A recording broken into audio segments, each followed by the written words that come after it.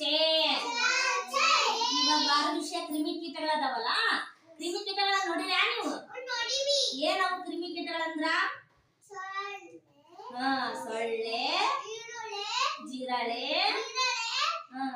ಮತ್ತೆ ನೋಡಿ ಇರುವೆ. ಮತ್ತೆ ನೋಡಿ ನೀನು ಜಿರಳೆ, ಸೊಳ್ಳೆ, ಇರುವೆ, ಆಮೇಲೆ ನೊಣ, ಅವು ಕ್ರಿಮಿ ಕೀಟಗಳು.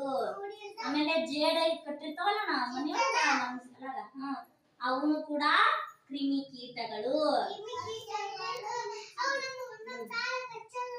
ಹೌದು, ಜೇಡ ಕಚ್ಚಂಗಿಲ್ಲ, ಸೊಳ್ಳಿ ಕಚ್ಚುತ್ತಿಲ್ಲ ನಮ್ಗ. ಈಗ ಇದು ಏನಿವು ನಿನ್ನೆ ನೋಡಿದ್ವಲ್ಲ, ಏನ್ ಹೇಳಿದ್ವಲ್ಲ, ಏನಿವು ಪಕ್ಷಿಗಳು. ಇವುಗಳು ಮತ್ತೆ ಕ್ರಿಮಿ ಕೀಟಗಳು, ಅವುಗಳ ವ್ಯತ್ಯಾಸ ನೋಡೋಣ ಹೇಗೆ ಭಿನ್ನ ಅಂತೇಳಿ. ಈಗ ನೀವು ಪಕ್ಷಿಗಳಿಂದ ನಮ್ಗೆ ಏನಾಗುತ್ತೆ? ಉಪಯೋಗ ಆಯ್ತಾ? ಪಕ್ಷಿಗಳಿಂದ ನಮ್ಗೆ ಉಪಯೋಗ ಆಯ್ತಾ? ಆಯ್ತಲ್ಲ. ಏನ್ ಮಾಡ್ತಾವ ನಮ್ ಪಕ್ಷಿಗಳು? ಏನ್ ಮಾಡ್ತಾವ? ನಮ್ಗ ಸಹಾಯ ಮಾಡ್ತಾವಿಲ್ಲ?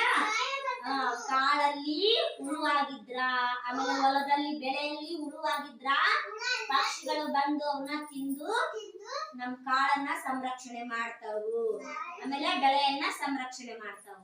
ಅದೇ ಕ್ರಿಮಿ ಕೀಟಗಳು, ಇವು ಸೊಳ್ಳಿ ಇವು ಆಯ್ತಲ್ಲ. ಏನ್ ಮಾಡ್ತಾವ ನಮ್ ಪಕ್ಷಿಗಳು? ಏನ್ ಮಾಡ್ತಾವ? ನಮ್ಗ ಸಹಾಯ ಮಾಡ್ತಾವಿಲ್ಲ?